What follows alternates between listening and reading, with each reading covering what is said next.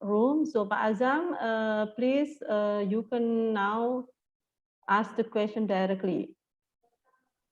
Pak Azam, are you still there or?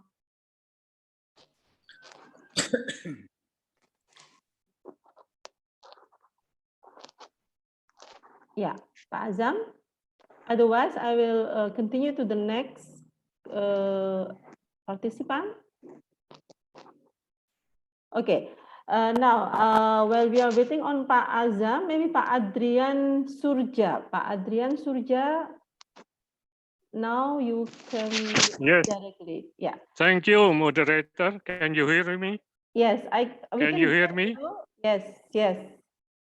Okay, I like to ask Prof. Antje. Is it possible to turn on the video? I don't have a good video. Okay, okay, yeah, it's sorry, okay. Sorry. Okay, okay. Yes, yeah, please continue.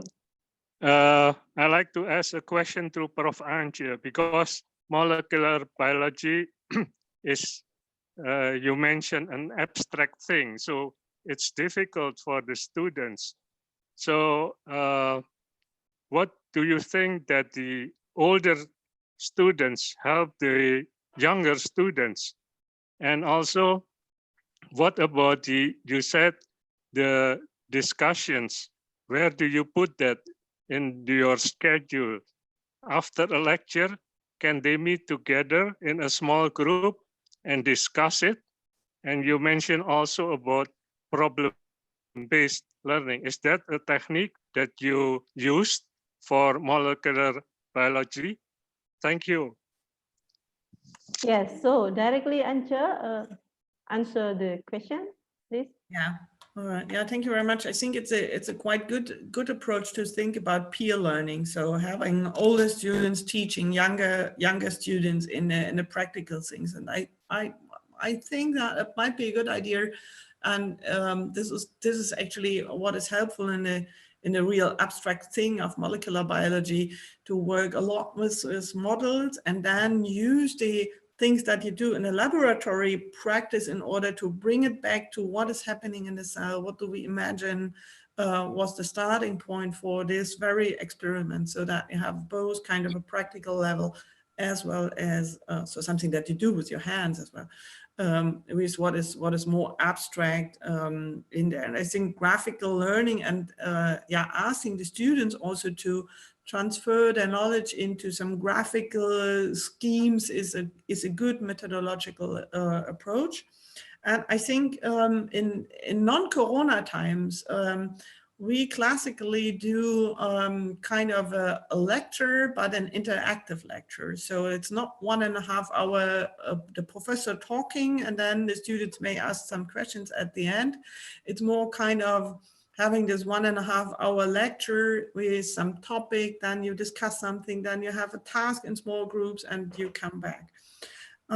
Today, having this online teaching formats, I think we have quite good options to do so. And this is actually what I did in my teaching during the last half a year, that I nearly fully went to the flipped classroom system, that I asked my students to really do some study before we meet. And that means I do take my slides and I put them a voice line so that my students can listen to my lecture whenever they want to and whenever they have a stable internet connection. Mm-hmm. So considering all these technical problems that we faced during the last months. Mm-hmm. And so they are prepared and have heard my lecture, of course, without the option to ask some questions. For asking questions, I do have a forum in our internet platform, in the e-teaching module, so people can ask questions and I answer them to the whole cohort so that everybody can really see the answers with respect to that. And then we meet from time to time in synchron formats in mostly small groups. The limitation is really if you have big groups of students to have that. And I'm pretty sure that you have to to split them into small subgroups, but then you need more personnel. You need helpers that really visit those groups. But I think Big Blue Button and all these tools, they have the possibilities to do that in a quite proper way, I think. Okay. So, Pak Adrian Surja, is there any feedback? Yeah, you haven't mentioned, you haven't introduced yourself. Could you please introduce also yourself? From which faculty or from which university? Yes, thank you, moderator, Ibu Kartika. I am teaching physiology. So it's for pharmacy students. So for the bachelor, they come from high school and always their chemistry is not so strong. Their biology is quite okay, but for chemistry and then for organic chemistry, that is very difficult. And I think for molecular biology, you need that. So that's why I asked if the older students can help the younger, and also about the small group. And I like to get in touch with Prof. Antje about the problem-based learning, not the flipped classroom. Thank you so much. Yes, you're welcome, Pak Adrian. Yeah, and then the next question, this is in the Q&A, but this is for Prof. David. But may I ask Bu Nur Dahlia to directly give a question to Prof. David by online? The co-host, please help me to promote Bu Nur Dahlia to allow her to give directly her voice. Bu Nur Dahlia, are you online?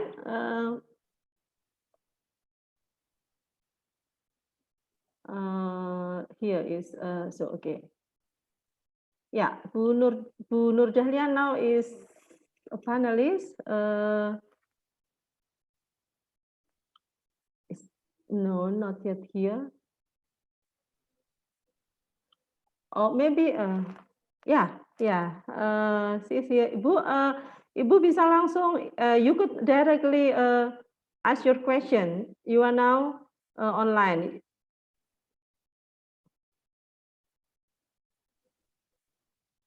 Okay. Yeah. Is that possible to turn on your video? If it is possible, if not, you can also use only the voice. Okay, only in voice, yeah. Okay, introduce yourself, please. Yeah, thank you.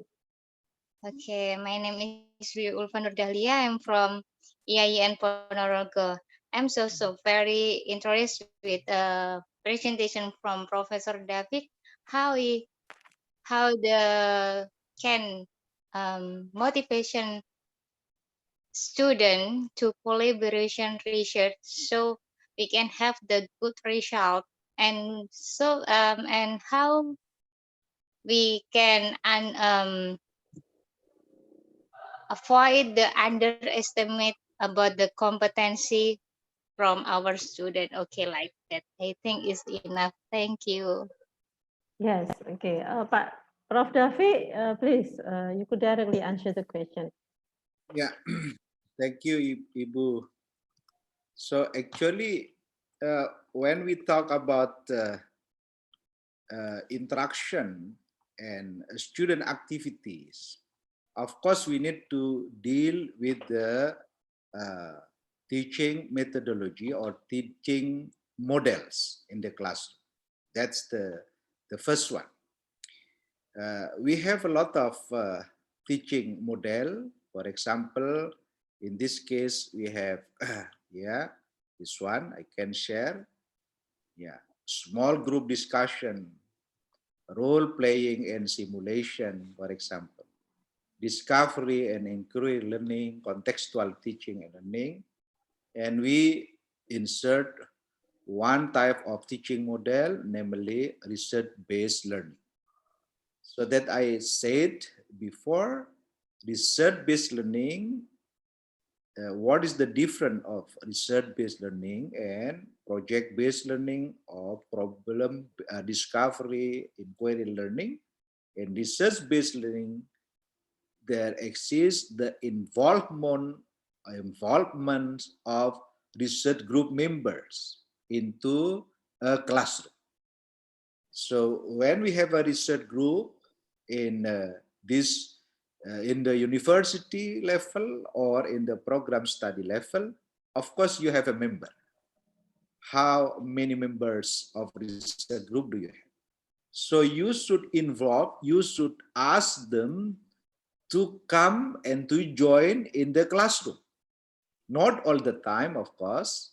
Sometimes you should schedule them. The first week, you should ask one person to come or 2% to join the second week. And finally, they can motivate the student who are joining the classroom to do a real research. But if you alone doing teaching or delivering material in the classroom, it is very hard to motivate them to do a research, of course. So by involvement or involving of the research group members, of course, you can give a strong motivation doing the real thing or doing the research activity in the classroom. That is the first one. Why it is possible? Because in the research group, normally there is a permanent research member and there is like postgraduate research group members, which is what might be the senior of their student can be also asked to join the classroom. And there can be a pair learning, a pair student, or give them a motivation because they give them a testimony how very nice to do coursework as well as doing a researching. So this one, that's a strategy. By using research-based learning, you are not alone in the classroom. Even you have a team teaching, for example, at most team teaching only 2 or 3 members. But if you have a research-based learning implementation in the classroom, you can ask a research member as a guest lecturer in the classroom. That's the student can have a high motivation because they can be a best practice. They can give a best practice in research. They can be a model in research because their age normally quite similar with them. But with the lecturer, especially the senior lecturer, they have a very different age, maybe go into further and their activity and their comfort zone. But if they do a peer research, ask them as a peer researcher, I believe it will be easy to motivate them to your research. Of course, I don't want to.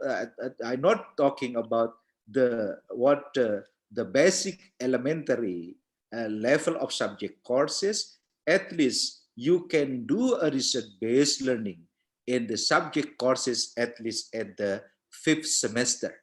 5th semester, 6th semester, 7th semester, and the last one, 8th semester. I believe all the subjects courses already associating with the research activity or research of interest. But for the elementary coursework, I believe you need to have like a normal basic fundamental knowledge should be introduced to have a better understanding of student cognitive. Thank you very much. I think that's enough. Oh, yeah. Thank you so much, Prof. Davik, a very elaborative answer. And Bu Nur Dahlia, is there any feedback you wanted to say?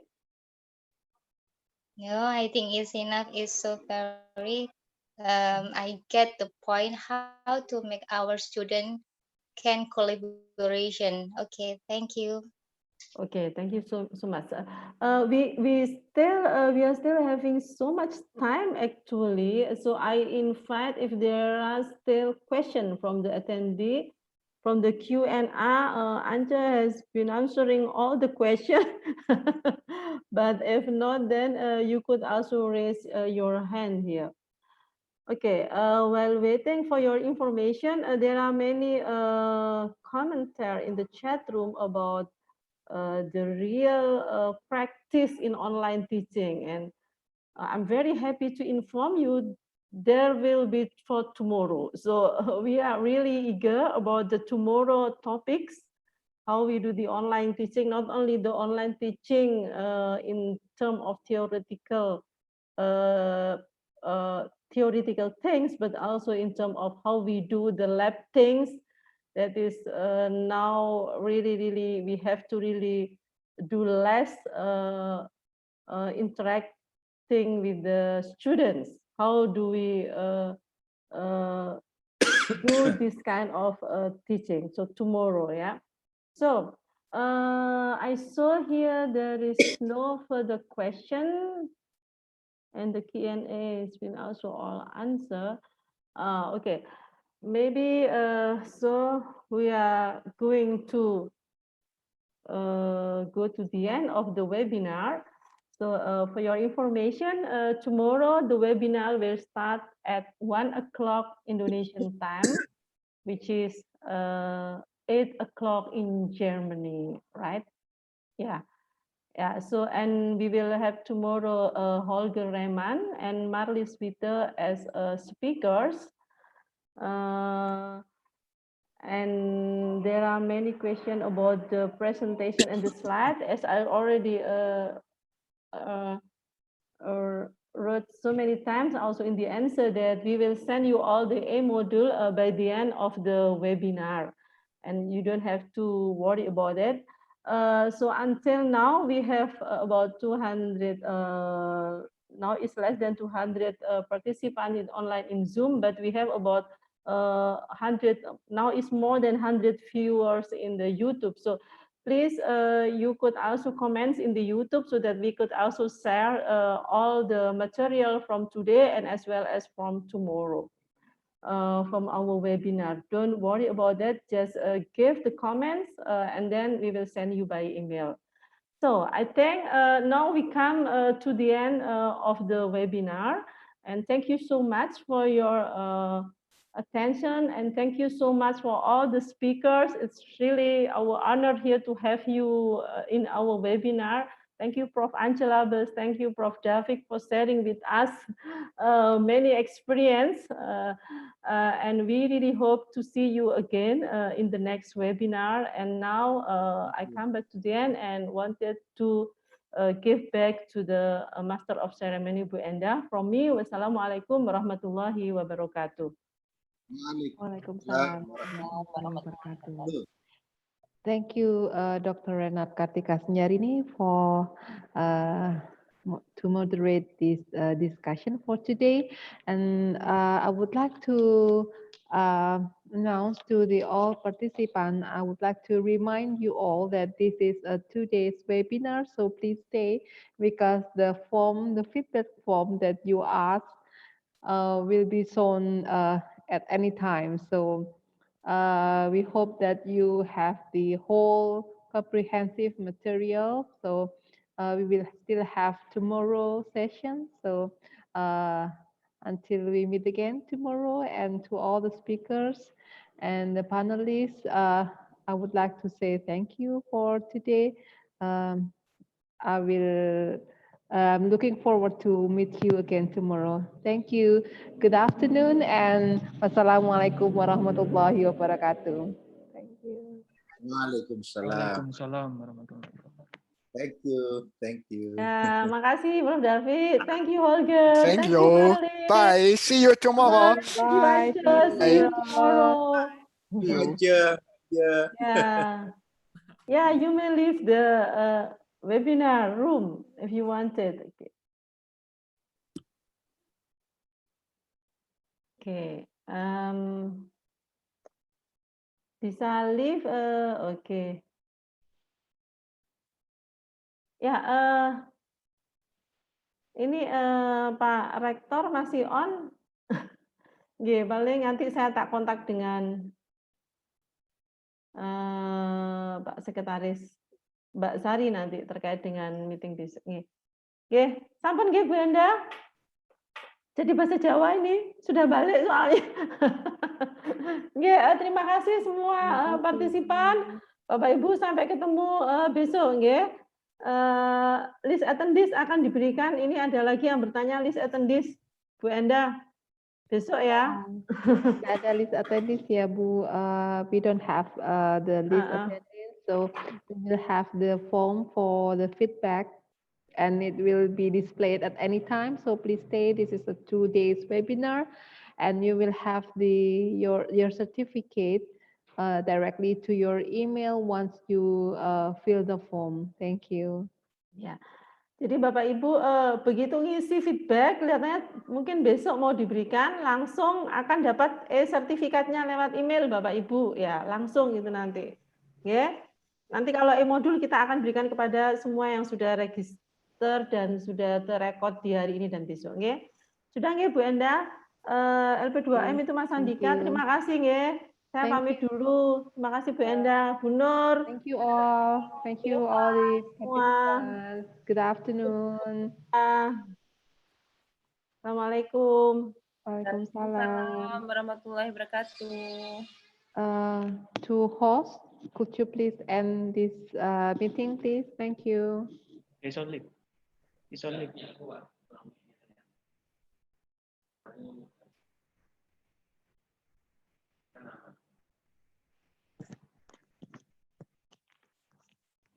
holder.